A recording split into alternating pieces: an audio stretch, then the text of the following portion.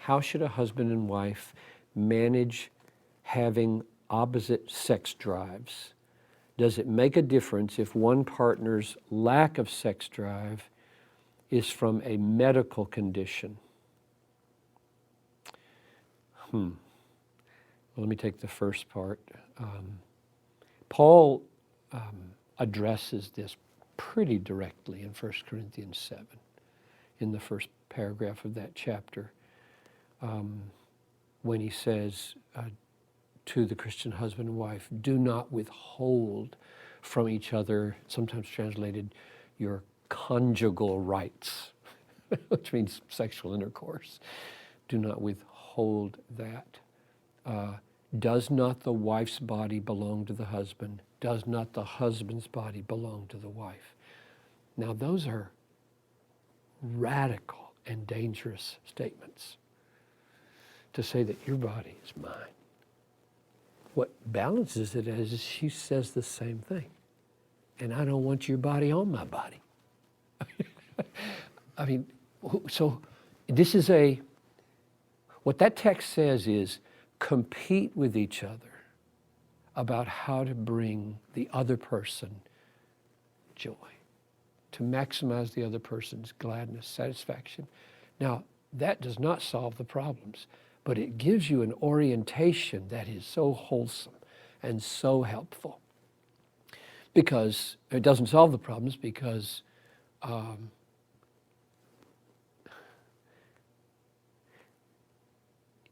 if she says, I'm too tired for this, for sexual intercourse, and he's communicating, it would be really nice right now. She should give and he should relent. That's the way it should be. I mean, his heart should be, I'm not going to make you do this, no matter how strong I feel. And hers should be, I'm here for you, no matter how tired I am. Now, how does that bring a solution? It's a matter of degrees, I think, probably, and who at that moment is maybe the most sanctified, who's experiencing the grace to yield. And I just think if you preach hard to a husband, serve her. Don't manipulate her, use her. Don't turn her into a mannequin for masturbation. Don't treat her that way. She's a human. You want her all there. You don't want to use her. You want her there, enjoying you. That's the point of this. Mutual consummation, psychologically, spiritually, and now expressed physically. And those are the best moments of all, is when the physical event is the consummation of a spiritual, psychological, whole event. So I think we should be preaching to men. Don't think of your wife as an instrument to be used for sexual satisfaction. Think of her as a whole person who has her own deep longings and desires, and you want to live in such a way as to draw her in. And that, of course, foreplay begins with whether you're washing dishes or not. That's foreplay.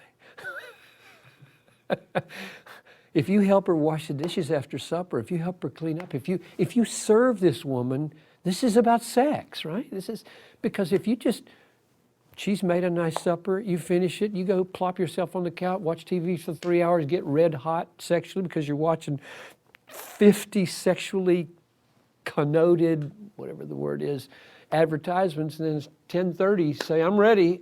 She's not going to be ready. That's ridiculous. So, am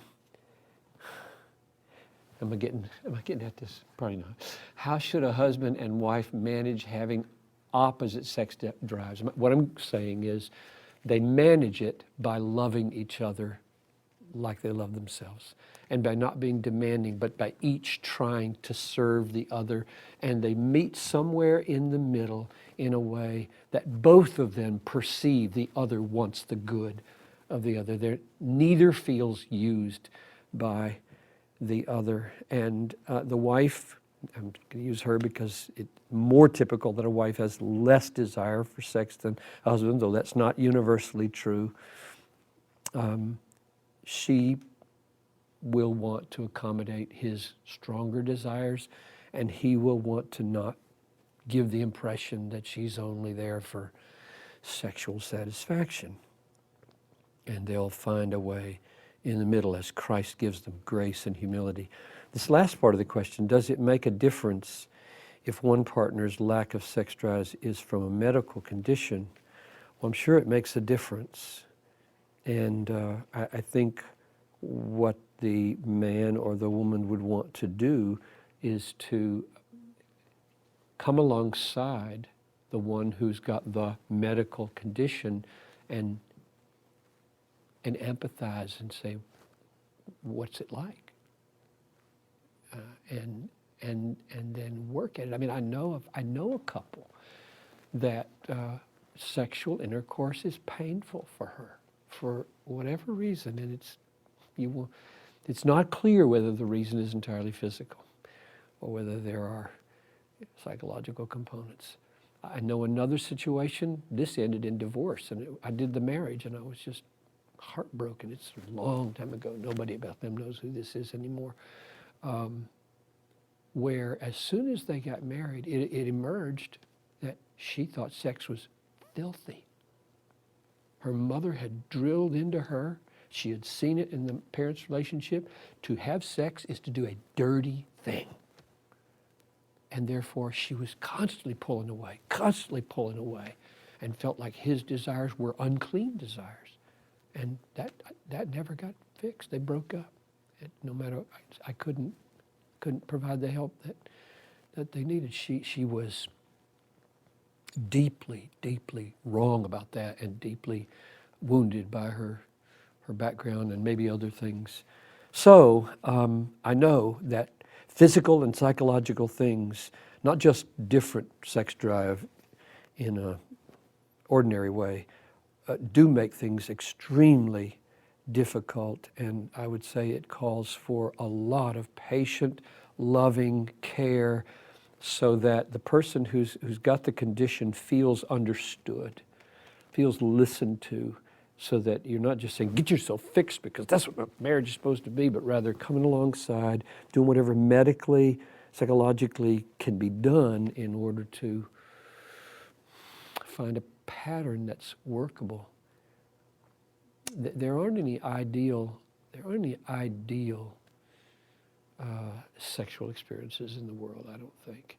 Every woman probably has a picture in mind of what she would or wouldn't like, and every man has a picture in mind, and they're never identical. I don't think they're ever, maybe once in 1,000, you would say, this marriage represents her receiving, giving exactly what she wants, and he receiving exactly what she wants. They're always in total harmony all the time. That just never happens virtually, which means marriage is a test case for sanctification and for self-denial, and it works both ways.